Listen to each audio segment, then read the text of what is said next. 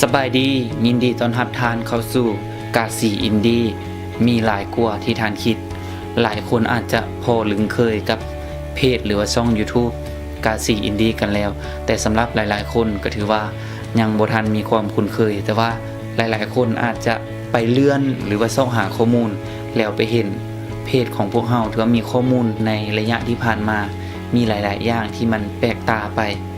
อันนี้ข้าพเจ้าจะมาขอบอกเลยว่าเพจกสีอินดี้บ่ได้แม่นเพจใหม่ความจริงแล้วเพจกสีอินดี้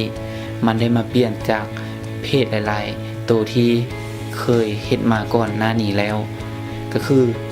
ก่อนที่เราจะไปรู้จักข้าพเจ้าจะขอแนะนำตนเองก่อนเนาะข้าพเจ้ามีชื่อว่าสอนไซขุนพลอายุ24ปีปัจจุบันนี้ถือว่าประกอบอาชีพเป็นครูสอนสำหรับเพจกสีอินดี้นี่ได้เริ่มต้นขึ้นในช่วงระยะที่ข้าพเจ้าเองไปสอนอยู่2ปีหลังนั้นในตอนนั้นข้าพเจ้าเป็นเพียงครูอาสาแต่คิดว่าตนเองมีความรู้ความสามารถด้านใดก็อยากจะถ่ายทอดและก็สอนคนให้ได้หลายที่สุดโดยความหักมักในอาชีพครูข้าพเจ้าจึงได้เอาวิชาภาษาลาววรรณคดีก็คือเป็นสายที่ข้าพเจ้าจบมานี่ละออกมาเผยแพร่ให้ความรู้ผ่านทางช่องทาง Facebook และมาระยะหนึ่งจึงเริ่มรู้จักกับแฟนเพจและตอนนั้นเองข้าพเจ้าจึงได้เริ่มตั้งแฟนเพจในเบื้องต้นเพจกสีอินดี้จะมีชื่อว่ารวยความคิดหลังจากที่เผยแพร่ข้อมูลมาระยะหนึ่งก็ถึงตอนปิดพังเหียนถือว่าเพจตอนนั้นบ่ได้เคลื่อนไหวหยังเลยพระเจ้าก็เลยบ่ได้เคลื่อนไหวบ่ได้เฮ็ดข้อมูลเกี่ยวกับภาษาลาวลงอีกหลังจากนั้นมาฮอดปีต่อมาก็ถือว่าข้าพเจ้าได้เริ่มเฮ็ดคลิปเป็นครั้งแรกด้วยการใส่โทรศัพท์มาถ่ายเฮ็ดเป็นหนังสั้นแต่ว่าหลังจากที่เฮ็ดออกไปก็ถือว่ามีกระแสตอบรับออกมาดีสมควรจึงเฮ็ดให้ข้าพเจ้ามีกำลังใจที่อยากจะเฮ็ดคลิปอยากเฮ็ดหนังต่อไปอีกเพราะว่าที่ผ่านมาข้าพเจ้าก็พอเพียงจะเป็นครูภาษาลาวถือว่าเป็นคนที่สงวนมากเกี่ยวกับการอ่านประเภทบทเรื่องสั้นนวนิยายหรือว่ากับกรจำพวกนี้อยู่แล้วก็เลยมาทดลองเฮ็ดเบิ่ง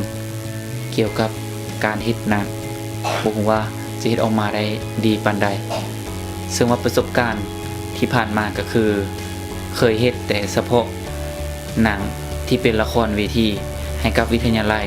ในตอนที่เป็นนักศึกษาอยู่ก็มีโอกาสได้เป็นผู้กำกับละครเวทีให้วิทยาลัยอยู่2ปีก็เลยว่าเอาประสบการณ์จากตัวนั้นมาลองถ่ายทอดมาเฮ็ดเป็นหนังลองเบิ่งอุปกรณ์ถือว่าตอนนั้นบ่มีความพร้อมเลยใส่เพียงโทรศัพท์มือถือเครื่องเดียวแล้วก็เอามาตัดต่อแต่ว่ากระแสออกมาถือว่ามีคนเบิ่งและเมื่อเฮ็ดหนังสั้นออกมาหลายๆเทื่อเพจตัวนี้ก็ได้เริ่มมีคนรู้จักหลายขึ้นหลังจากนั้นพวกเราก็เลยคิดว่าจะเปลี่ยนจากชื่อเพจรวยความคิดเนาะเพราะว่าบ่ได้สอนแต่ภาษาลาวแล้วบ่ได้ให้ข้อมูลเฉพาะภาษาลาววรรณคดีมาเป็นอย่างดีตอนนั้นคิดบ่ออกเลยก็เลยมาเปลี่ยนเป็นชื่อของตัวเองก็เลยมาใส่ว่าสอนไซขุนพลหลังจากนั้นก็ถือว่ายังคงเฮ็ดหนังต่อมาแต่ว่ามีความรู้เกี่ยวกับภาษาลาวแทรกซ้อนอยู่หลังจากที่เฮ็ดมาถึงตอนที่ปิดโรงเรียนก็ถือว่าพวกเราหยุดไปบ่ได้มีการเฮ็ดคลิปวิดีโอบ่ได้มีการเฮ็ดหนังอันใดถือว่าเพจก็เลยมิดเงียบไปจนมาถึงปีนี้เนาะข้าพเจ้าได้ย้ายบ่อนประจำการใหม่แล้วก็มีโอกาสได้ร่วมงานกับครูอาจารย์แล้วก็น้องๆนักเรียนอยู่ที่บ่อนประจำการใหม่พวกเราจึงได้เริ่มเฮ็ดหนังอีกครั้งนึงในการเฮ็ดหนังนี้เนาะพวกเราได้เฮ็ดหนังเกี่ยวกับการสะท้อนสังคมเป็นหนังของโรงเรียนเนาะถือว่าผลออกมาก็ถือว่ามีคนตอบรับหลายสมควรฉะนั้นมันจึงเป็นจุดหนึ่งที่ว่าเป็นกำลังใจให้ข้าพเจ้านี่บ่เลิกที่จะพยายามพัฒนาตนเองหาข้อมูลที่จะมาเฮ็ดเกี่ยวกับบทละครหรือว่าคลิปต่างๆเนาะบ่ว่าจะเป็นคลิปการไปท่องเที่ยวคลิปไปเฮ็ดหยังเฮ็ดนั่นเฮ็ดนี่แต่ว่ามาปัจจุบันนี้เนาะเพจตัวนี้ก็ถือว่าได้เปลี่ยนชื่อมาเป็นกสีอินดี้เป็นอย่างจึงเอิ้นว่ากสีอินดี้ก็ ก็เนื่องจากว่าข้าพเจ้าเองเป็นคนกษีเนาะบ้านอยู่กษีฉะนั้นการตั้งชื่อนี่ก็เลยยึดถือเอาถิ่นฐานบ้านเกิดหรือว่าแหล่งกำเนิดของเรานี่แหละมาเป็นคำขึ้นหน้าหลังจากนั้นจึงเติมคำว่าอินดี้คำว่าอินดี้ในที่นี้ข้าพเจ้าจะบอกขอแปลเถื่อเอาไว้จะไปเฉลยอยู่ในช่วงที่เป็นวันเกิดครบรอบของการก่อตั้งแฟนเพจแล้วข้าพเจ้าจึงจะค่อยมาเล่าที่ออกมาบอกมานี้ก็คือว่าปัจจุบันนี้ก็ถือว่าข้าพเจ้าเนาะเริ่มเห็นความสำคัญแล้วก็อยากจะพัฒนาเพจตัวนี้ต่อไปด้วยการที่จะพยายามสร้างเนื้อหาที่มันหลายขึ้นบ่ว่าจะเป็นการเฮ็ดบทละครการเฮ็ดคลิปท่องเที่ยวหรือว่าคลิปสาระน่ารู้ต่างๆและที่หลายๆคนเฮียงหองมาหลายที่สุดก็คือน้องน้อยนักเรียนเฮียงหองมาก็คือคลิปสอนภาษาลาววรรณคดีเนาะเอาเป็นว่าจะพยายามสร้างสรรค์ผลงานดีๆออกมาให้ทุกคนได้เบิ่งได้เห็นได้รับชมเนาะแล้วก็ทอดถอนเอาบทเรียนไปนำกันเอาเป็นว่าเราจะค่อยๆพัฒนาไปนำกันเติบโตไปนำกันพร้อมกับท่านผู้ชมที่เข้ามากดไลค์กดแชร์กดติดตามแฟนเพจแล้วก็ช่อง YouTube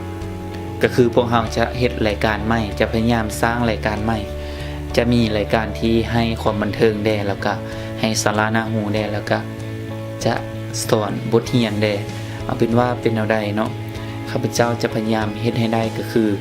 1อาทิตย์ต่อ2คลิปวิดีโอทางจะพยายามสร้างเนื้อหาที่ดีที่มันเป็นประโยชน์แล้วก็สำหรับใครที่มันติดตามแฟนเพจเนาะอยากให้พวกเราเฮ็ดคลิปเกี่ยวกับหยังอยากให้เฮ็ดรายการเป็นแบบใดรูปแบบใดสามารถคอมเมนต์แล้วก็แนะนำพวกเราได้อยู่ในใต้คลิปวิดีโอนี้เนาะว่าอยากให้รายการมีรายการแบบนี้เนาะหรือว่าให้กษีอินดี้เฮ็ดแบบนี้เด้อ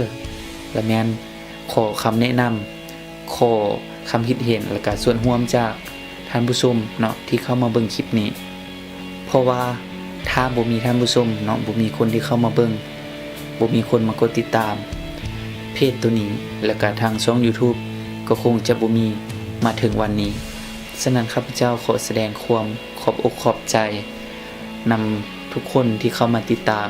เนาะแล้วก็ทุกคนที่กำลังจะกดติดตามในโอกาสปีใหม่ที่จะมาฮอดนี้ข้าพเจ้าขอให้ทุกๆคนมีสุขภาพแข็งแรงมีความสุขกายสบายใจอยู่มีใส่ไปมีสุขสบายดีปีใหม่2019และเกียมมาพบกับพวกเฮา